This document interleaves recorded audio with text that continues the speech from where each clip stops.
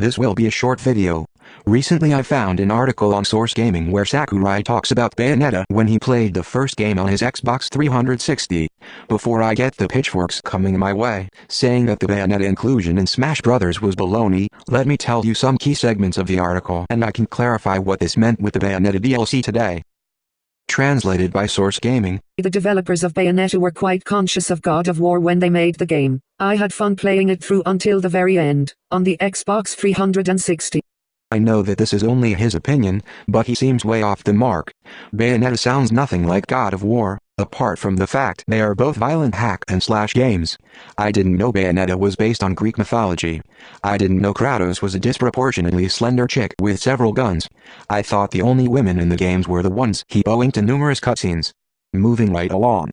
I think we'll be able to differentiate between pre-Bayonetta and post-Bayonetta. The reality is, the people who have played this game will have their eye for games refined even more, and the developers will likewise have to ramp up their efforts to keep matching this ever-evolving standard. In particular, I think there will be more games that try to mimic Bayonetta's extremely showy, over-the-top cutscenes. Well, I got news for you, Chico. Games like The Witcher and Batman Arkham, or even Dynasty Warriors are in no hurry to look so niche with blood, boobies and flying monsters filling the screen. If anything, it should be Bayonetta that should try to mimic Batman and The Witcher's simplicity. But no, that's not the worst part. He goes on.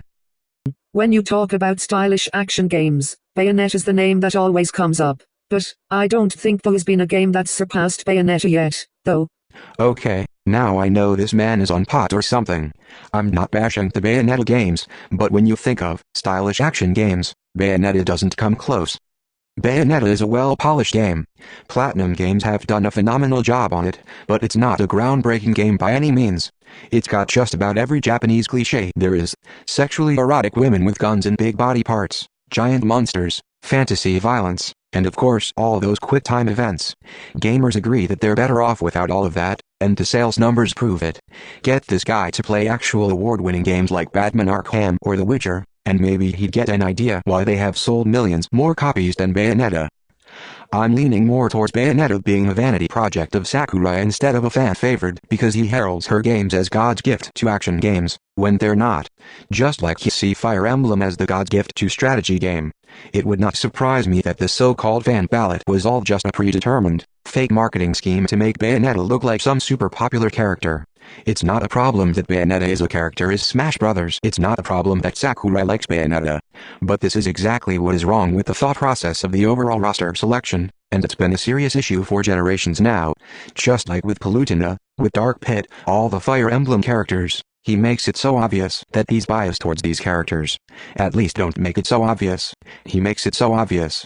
Palutena, in addition to being announced at E3, got all those special moves with her while DLC characters didn't get anything.